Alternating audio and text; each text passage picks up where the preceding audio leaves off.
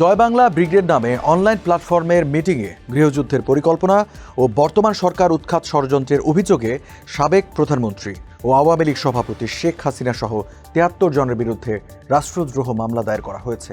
আজ ২৭ মার্চ বৃহস্পতিবার পুলিশের অপরাধ তদন্ত বিভাগ সিআইডির পক্ষ থেকে ঢাকার চিফ মেট্রোপলিটন ম্যাজিস্ট্রেট আদালতে এই মামলা করা হয়।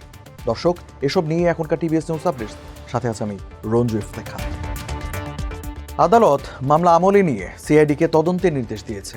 দণ্ডবিধি ১৮৬০ এর ১২১, ১২১ ক, ১২৪ ক ও ৩৪ ধারায় মামলাটি করা হয়েছে বলে সিআইডির এক সংবাদ বিজ্ঞপ্তিতে জানানো হয়।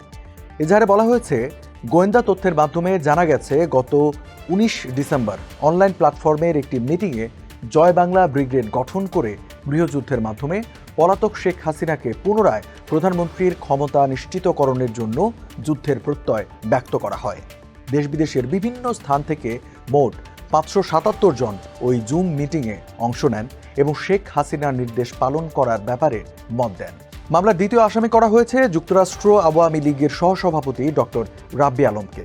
এছাড়া অনলাইন মিটিংয়ে অংশ নেওয়া আরও ৫০৩ জনকেও আসামি করা হয়েছে বলে সিআইডি জানিয়েছে। সিআইডি আরও জানায়, ওই মিটিংয়ে অংশগ্রহণকারীদের কথোপকথনের ভয়েস রেকর্ড পর্যালোচনায় দেখা গেছে জয় বাংলা ব্রিগেড প্ল্যাটফর্মটি সরকারকে শান্তিপূর্ণভাবে দেশ পরিচালনা করতে না দেওয়ার আলোচনা হয়। মিটিংয়ে বর্তমান অন্তর্বর্তী সরকারকে উৎখাত করতে গৃহযুদ্ধের ঘোষণা দেওয়া হয়, যা রাষ্ট্রদ্রোহিতার অপরাধের সুস্পষ্ট উপাদান।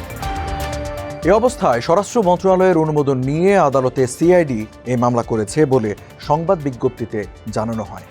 দর্শক, এই ছিল এখনকার টিভিএস নিউজ আপডেটস। আর সংবাদ ও বিশ্লেষণ জানতে টিভিএস এর সাথেই থাকুন।